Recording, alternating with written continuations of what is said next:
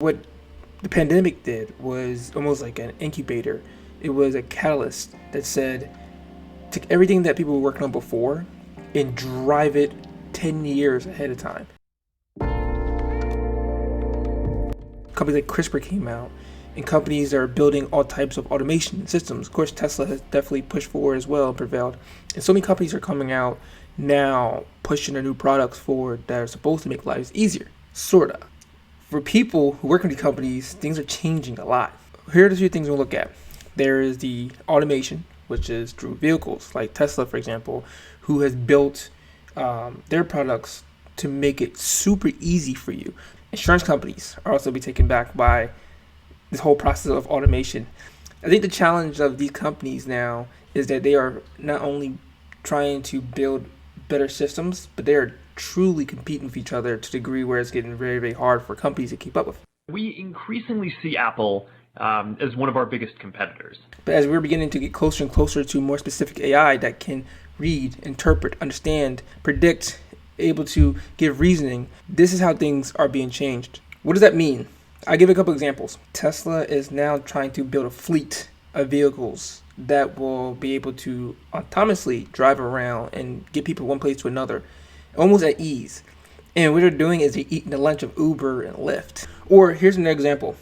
So there's another company called SQ4D. I guess that's what we call it. I'm not sure exactly if it's Square 4D or SQ4D. So SQ4D is a 3D printing company, basically 3D printing homes. This is interesting and wild. I used to be a civil engineer. I was a full-fledged civil engineer as an undergrad. And then when I went to grad school at Carnegie Mellon, I did more of it in the computational sense, things related to more of the systems and computational systems versus the actual traditional civil engineering. But if you look at like traditional civil engineering, you build homes, you have people come out there, masons or whatever, or concrete people who come out and then they pour the concrete and they cure it and they cure it and everything like that. It's weird how now that's not the case. Like you have 3D printing that comes out with these machines that literally design the entire thing. They literally place all the concrete down for you and they understand the strength of the material. And literally it's placed down perfectly without anyone doing it, the entire home. So how do you stay ahead? So one, to stay ahead is pick an industry that you are specifically good at or you like and you want to be in that field, but couple that with something with software or something in the AI field and see how you can integrate those things together. I'm not saying just stick one next to each other and see how it works. I mean, meld them together and see what results from that. Like, for example, if you were this company here, SQ4D, for example, they meld together the whole process of automation and civil engineering into something that literally says we can build homes through this.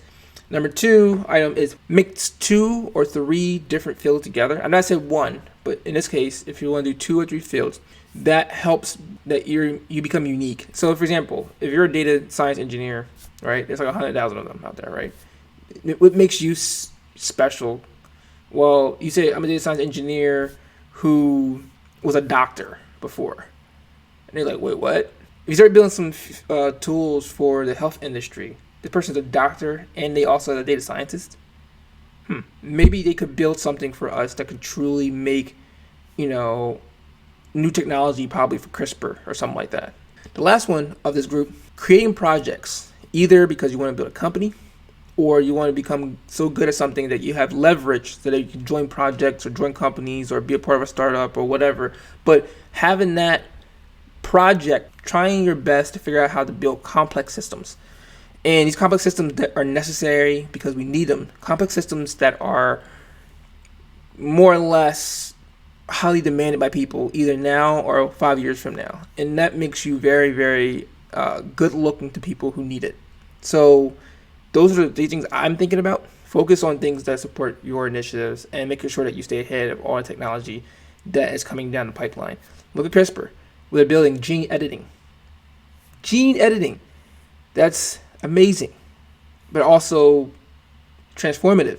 SQ4D, which is about completely building homes through automation and machinery. Or, for example, I said the way that Tesla or other companies around it that are trying to build fleet of vehicles that can automatically drive people around from place to place all on its own. So there are no more drivers necessary in the future. Not now, but in the future. And this stuff is, they're pushing for the year 2025. Literally, 2025 is a magical year. And that is 4 years from now. Like, people think, well, you can't take my job because it's very specific. But keep in mind, the end result doesn't have to go through the process that you did. We have to look at things differently. Start thinking about this. Start thinking about where you are 4 years from now. The technology that you're in, and try to focus on things that matter.